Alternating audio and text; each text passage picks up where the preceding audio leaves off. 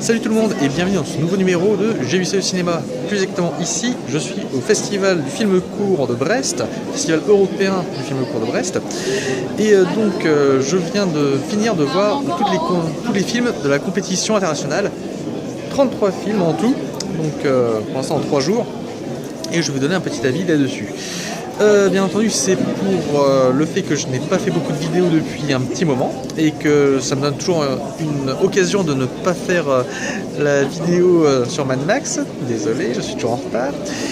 Mais là, c'est pour vous faire découvrir aussi quelques films dont certains m'ont plu. Donc, on va commencer tout de suite. Merci.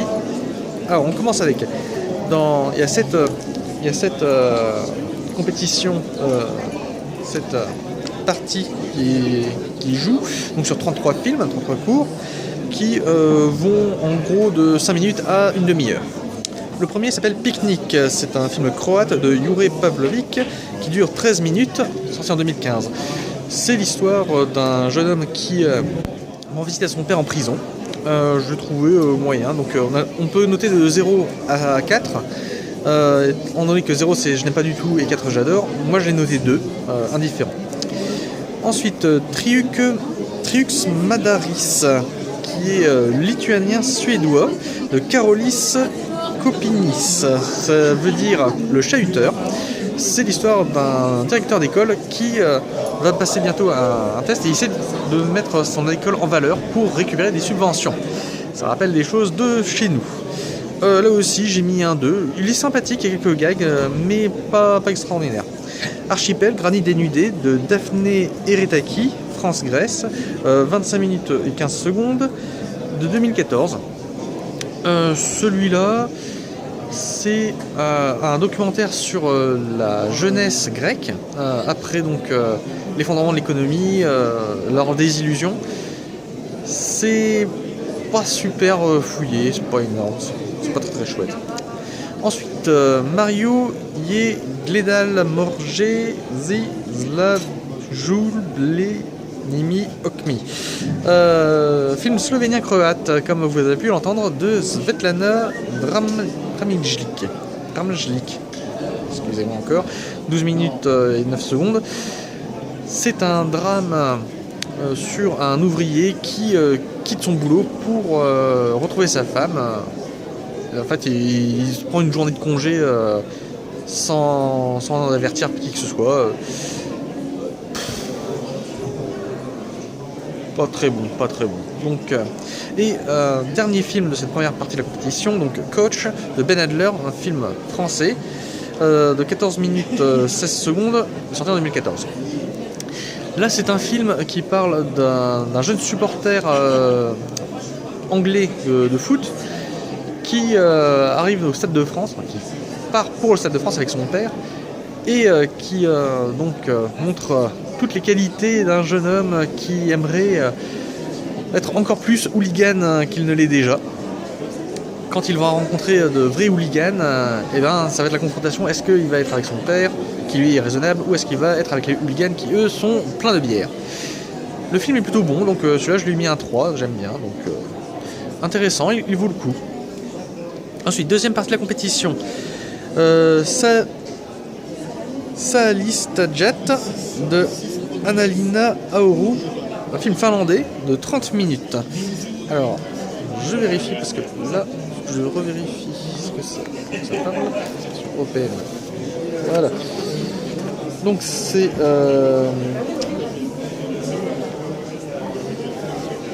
oui. Voilà. En plus c'est un bon film celui-là, mais le titre malheureusement j'ai un peu de mal avec. Vous avez pu l'entendre parce que c'est du finlandais, donc c'est du Suomi.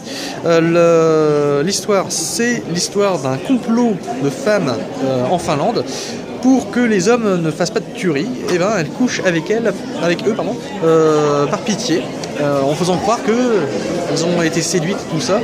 Bref, pour que les hommes soient un peu contents d'eux, plutôt que de se morfondre et de ressasser des idées dangereuses.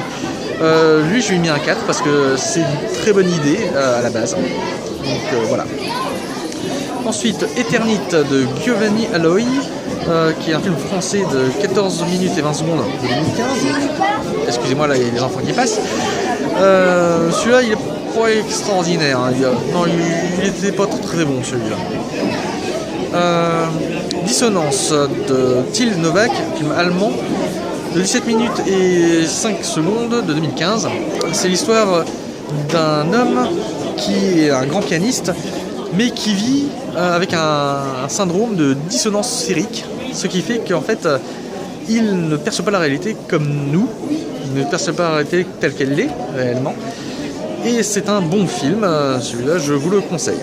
Ensuite, The Immaculate Misconception de Michael Goegegan, Royaume-Uni, de 24 minutes et 44 secondes en 2015. L'histoire d'une famille irlandaise dont la grand-mère est très catholique et qui apprend que sa petite fille est enceinte alors qu'elle est encore vierge, donc elle pense à une immaculée conception. Et elle commence à réclamer que le Vatican accepte ce miracle, parce que sinon elle ira voir les protestants. Très bon film, un 4, celui-là il vaut largement le coup. Donc, on passe au troisième élément de la compétition, Two Hog Egg de Asa Hjörleifdottir, donc un film islandais de 13 minutes 20 de 2015. Ça veut dire toi et moi, Two Hog Egg, donc ça veut dire toi et moi. C'est un très bon film qui parle d'une mère de famille, qui est une mère avec sa petite fille, qui cherche un nouveau compagnon parce qu'elle est seule, et c'est très beau, c'est très bien fait. Donc là aussi je conseille vivement. Excusez-moi, je change de main. Voilà. Deuxième film, donc cette troisième partie de la compétition, Zeus de Pavel Vesnakov, film allemand-bulgare de 30 minutes de 2015. Ce film-là, c'est pas du tout ma tasse de thé. C'est l'histoire de deux frères, un qui est pauvre et qui veut enterrer son père, l'autre qui a été renié par son père et qui a un peu plus de sous, mais apparemment pour de mauvaises raisons, et qui donc, c'est leur rencontre, leur tentative de rabibochage sur fond de misère sociale, donc pas trop mon truc. Ensuite, Bloodhound de Mess Pijnenburg, un film néerlandais de 7 minutes 53 de 2014. Ce film-là, c'est l'histoire... Non, quasiment pas d'histoire en fait. C'est plutôt la vision d'un jeune homme qui est obsédé par la violence, qui est très violent lui-même, et c'est des boires au quotidien, si j'ose dire, alors qu'il voudrait s'en sortir de son cycle de violence. Pas transcendant, pas intéressant. C'est pas ma came, voilà. On va lire comme ça. Ensuite, bon, ça a quelques idées de mise en scène, ça peut valoir le coup, pour ceux qui apprécient ce genre d'histoire. Suivi de Chronique et Nieglbury Ke Estega Tevradze de Neritan Zinxiara. C'est un film italien, on n'aurait pas cru. Ça veut dire chronique d'un jeune homme sur le point de tuer. Il dure 19 minutes 45 et il date de 2015. C'est l'histoire d'un tout jeune homme dont le père a été tué et il voudrait se venger. Pas bon film, pas bien fait, même je dirais ni fait ni à faire, parce que en fait il se passe quasiment rien. C'est assez dingue de voir que certains films sont très denses narrativement. Celui-là, il n'y a rien qui se passe. C'est sans intérêt. Suivi ensuite de Crack, donc de Peter King, Royaume-Uni, de 11 minutes 37 secondes, de 2015. Là par contre, c'est aussi une histoire sur la question de la violence, sur la question de l'exclusion sociale. C'est vraiment le truc qui fédère cette compétition 3. C'est vraiment le thème de la pauvreté et de la misère. Mais cette fois, c'est avec de l'humour anglais. C'est qu'est-ce qui se passerait si les cités anglaises n'étaient plus livrées à un trafic de drogue, mais un trafic de noix. Enfin, plus exactement, de châtaignes. Parce que justement, les châtaignes deviendraient illégales. Et donc, comment est-ce que cette économie illégale de la châtaigne prospérerait avec lutte de gang à coups de châtaigne aussi. c'est très con, mais c'est très bon. Surtout, c'est une bonne analyse sociologique, donc celui-là, je le conseille. Voilà, ça, c'est un très bon film. Ensuite, on passe à la compétition 4. Cette fois, on commence avec Patriot de Eva Riley au Royaume-Uni, 14 minutes 53 secondes de 2015. C'est un très bon film, très bien réalisé, sur une jeune fille d'une famille très patriote, même plutôt nationaliste, qui va se préparer à une manifestation pour dire l'immigration ça suffit, et qui va se retrouver finalement en présence d'un jeune gitan avec qui ça va plutôt bien coller, mais malheureusement la haine la rattrape, c'est dommage. Plutôt un bon film, une bonne histoire, bon, un petit peu cuculapraline au niveau des sentiments et un peu trop manichéen, mais bon, ça c'est un court métrage, donc on ne pouvait pas développer beaucoup plus, et c'est bien développé pour ce que c'est. Suivi par Aquabike de Jean-Baptiste Sorel, film français de 23 minutes 20 secondes de 2015. Celui-là est un excellent film. Quand je parlais des problèmes de narration, de densité narrative dans un film, celui-là est très très dense. C'est quasiment un long métrage dans un court métrage. C'est une histoire complètement loufoque sur un docteur qui se fait appeler Aquaman parce qu'il soigne les gens dans une piscine. Il soigne les troubles psychiques ou psychologiques dans une piscine. Et là où c'est vraiment extraordinaire, c'est l'utilisation complètement farfelue qui est faite de cette thérapie. Et ça marche. Et en plus, c'est intelligent. Il y a tellement de niveaux de lecture dans ce film.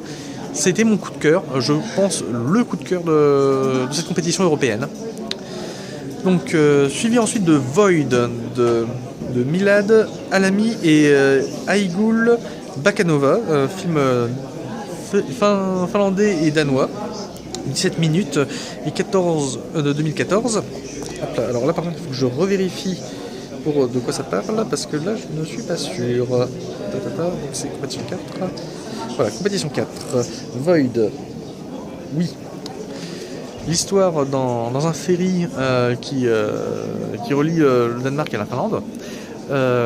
Deux hommes vont se rencontrer, un Palestinien et un Danois.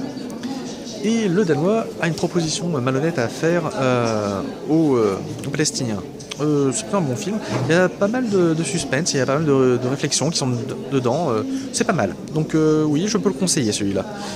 Suivi ensuite de Télécommando, un film allemand de Eric Schmidt, il dure 5 minutes, donc vraiment un très court métrage, date de 2014, sur comment est-ce que les villes fonctionnent.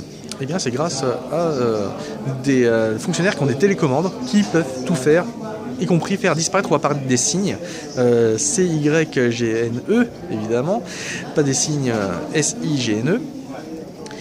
C'est très loufoque, c'est très rigolo, c'est très bien pensé et c'est fait sur un mode documentaire qui vaut vraiment le coup. Donc je vous le conseille. Et on finit donc cette compétition 4 avec The Loska Postal de Bartek Konopka, film polonais, comme vous l'entendez, qui dure 23 minutes et qui date de 2014. Alors celui-là, voilà. Oui, très bon film aussi, qui peut traduire en français par Au saut du lit. C'est l'histoire d'un ouvrier polonais dans une usine de lits pendant la fin du communisme, qui voit les changements, les mutations sociales et économiques de son pays. C'est dans un dispositif qui rappelle assez Dogville, c'est assez génial. Donc là-dessus, c'est aussi un très très bon coup de cœur du festival. Je vous le conseille si vous avez l'occasion de le voir. Donc là je change, hop, et on passe sur la compétition 5, voilà. Ça commence avec un film français qui s'appelle Jay parmi les hommes de Zeno Graton, un film franco-belge de 28 minutes et 27 secondes de 2015. C'est un plutôt bon film, c'est bien réalisé. Par contre c'est un film typiquement sur la question de la misère sociale et sur la tristesse d'être sur la frontière franco-belge. C'est l'histoire d'un jeune homme qui a un père pas absent mais plutôt violent qui est pas un bon père, donc et il essaie de gagner son respect en essayant de faire croire qu'il a une petite amie et qu'il a déjà couché. c'est bien fait, mais là aussi c'est pas ma tasse de thé, donc j'ai pas réussi à l'apprécier. Alors ensuite, excusez-moi, je change de main parce que je commence à fatiguer. Voilà. Deuxième film de cette compétition, Clark's Third Law, la troisième loi de Clark en français, de Javier Valenzuela. Film espagnol de 6 minutes 54, né en 2014. C'est un très bon film sur justement la vie de Arthur C. Clarke, celui qui a écrit Rendez-vous avec Rama, 2001 l'Odyssée de l'espace, etc. Et donc c'est une réflexion sur cette troisième loi de Clarke qui dit que toute technologie suffisamment avancée est indissociable de la magie, ou plutôt indiscernable. C'est-à-dire qu'on ne peut pas... Là, typiquement, vous me voyez à travers mon smartphone. Un smartphone, je le montrerai à Louis XIV, il ne pourrait pas le comprendre. Il verrait quelque chose de magique, justement, quelque chose d'impossible qui est rendu possible. Donc très bon film aussi, il vaut vraiment le coup. Là, comme il est court, je ne vous en dis pas plus, parce que sinon ça serait gâché. Alors, troisième film, film suédois. Il y a beaucoup de films, comment ça s'appelle, du Nord. C'est une compétition sacrément nordique. Donc, Homme du Lämnar Mignou de Maria Eriksson, film suédois de 18 minutes et 22 secondes de 2014. Ça veut dire... Ah oui, Si tu me quittes. C'est un film sur une mère possessive qui voit sa fille partir parce qu'elle a un amoureux et elle va vivre avec son homme. Elle ne peut pas le supporter et elle essaie de faire du chantage affectif. Film très dur, mais intelligent. C'est un bon film bien psychologique, très intéressant, donc bien fait, en même temps bien réalisé. Je vous le conseille. C'est une réalisatrice, Maria Eriksson, qui mérite d'être vue et qui peut apporter quelque chose, je pense, au cinéma. Voilà. Donc, ensuite, Splinter Time de Rosto, c'est un groupe de rock. Donc, c'est un film de Pays-Bas et de France de 11 minutes 30 secondes, tourné en 2015. C'est une sorte de clip, en quelque sorte, sur 4 esprits et une tête qui sont dans une ambulance conduite par une espèce d'infirmière hystérique très bizarre, avec une esthétique, une direction artistique très poussée. Là, il faut au moins être dans le trip. Bon, perso, moi, ça m'a plu, mais c'est peut-être pas pour tout le monde. Voilà.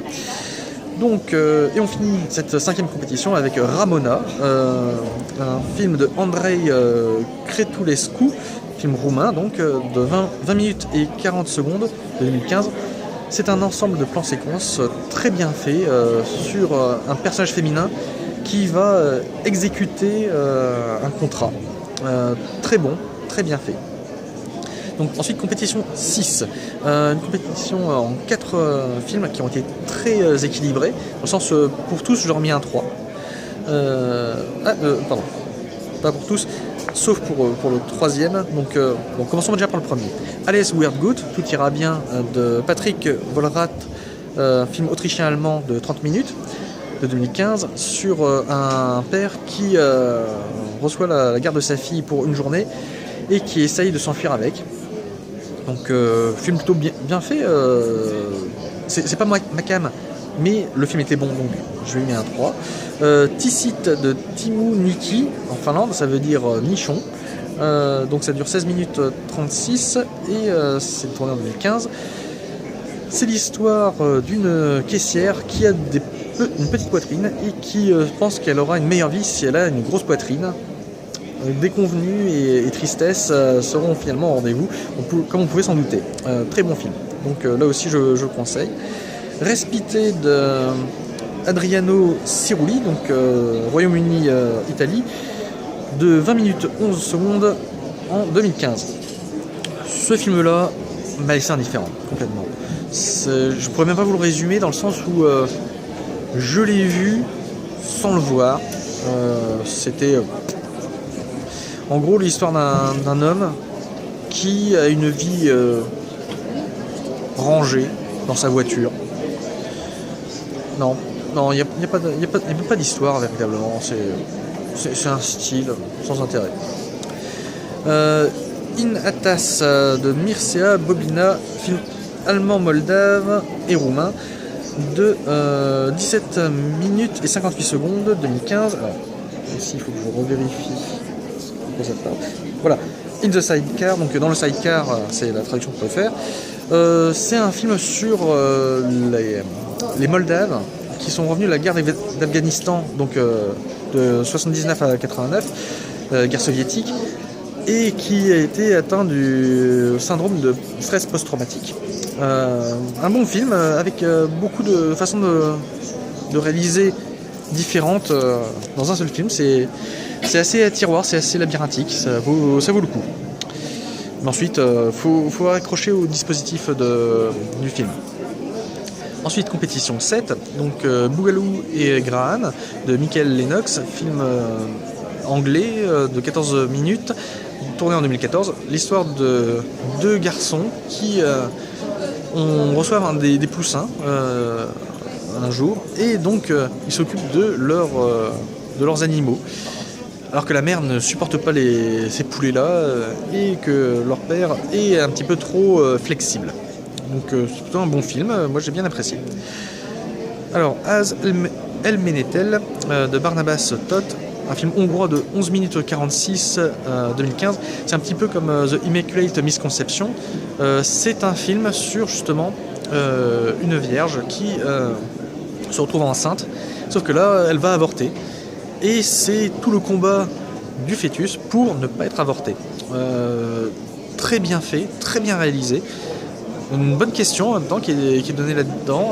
Donc moi j'ai beaucoup apprécié. J'espère que vous pourrez apprécier, mais en tout cas vous pouvez le voir. Donc Az El Menetel, c'est le départ en français. Voilà. Suivi de LARP, l'ARP de Kordian Kadziela, un film polonais de 27 minutes 30 secondes de 2014. Sur un jeune homme qui fait du jeu de rôle grandeur nature et qui n'est pas apprécié par sa famille pour ça, parce que son frère aîné, lui, par contre, fait de la boxe, ce qui est beaucoup plus valorisant. Mais de la fiction d'être un guerrier elfique à la réalité quand un kebab est attaqué, eh bien, on voit qui a du courage, qui n'en a pas. Voilà. Très bon film, moi j'ai beaucoup apprécié. Suivi de Artificial de David P. Sanudo, un film espagnol de 19 minutes et 45 secondes, 2015. C'est un film en 3 parties, on pourrait dire. La première partie est excellente. Elle aurait pu se suffire à elle-même, parce qu'elle se conclut. Malheureusement, c'est continué, c'est un peu dommage. Donc là, un film plutôt en demi-teinte, je dirais. Et pour finir, Subotica, Land of Wonders de Peter Volkart, un film suisse de 13 minutes et 20 secondes de 2015. C'est le guide touristique d'une petite république dégueulasse, si j'ose dire. Tout y est en ruine, tout y est rouillé, tout y est misérable, mais c'est présenté comme une propagande soviétique. C'est très très rigolo, c'est bien fait, un bon film. Voilà. Donc le bilan de cette compétition internationale, cette compétition européenne, c'est que c'était plutôt une bonne compétition, j'ai beaucoup apprécié et j'espère que ça vous donnera envie d'aller voir donc un petit peu sur le site qu'est-ce qui se passe, qu'est-ce qu'il y a dans ce festival, et pourquoi pas d'en découvrir quelques-uns sur internet. En tout cas, moi je vous dis à la prochaine, on se revoit au cinéma.